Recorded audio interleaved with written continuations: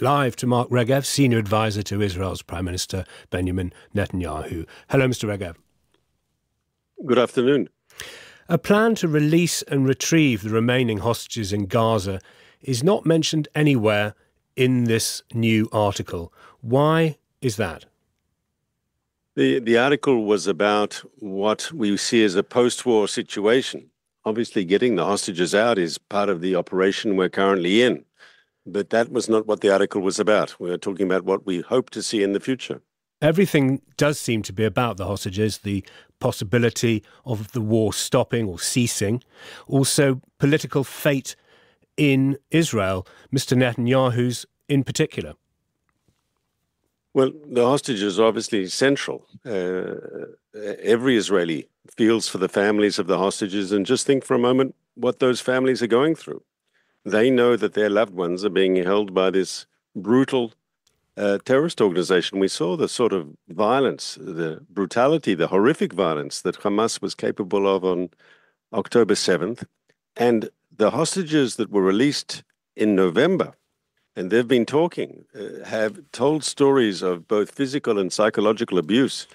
And so, of course, the families are going through a very, very difficult time.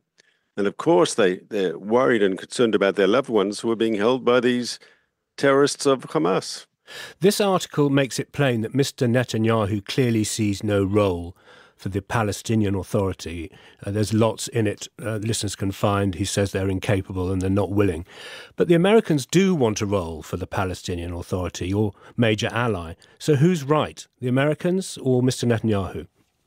So there are nuances here that's important for your listeners to understand, because when we speak about the shortcomings of the Palestinian Authority, it's not like they have a lot of international defenders. But the Americans add two adjectives, if I'm not mistaken. They talk about a rejuvenated and revitalized Palestinian Authority. In other words, they understand that also the current Palestinian Authority is incapable of giving the demilitarization and the de-radicalization that is needed in Gaza.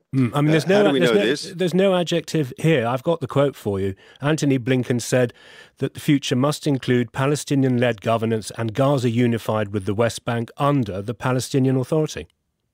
And I urge you to look at other statements on the same subject, and you will see that the quotes, those adjectives are there.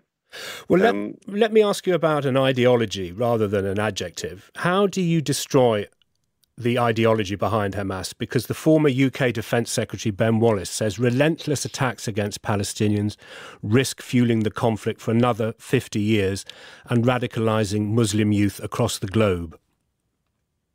So you can't destroy an ideology, but you can remove it from power. I mean, there are still, to use a bad example, but there are still Nazis in Germany.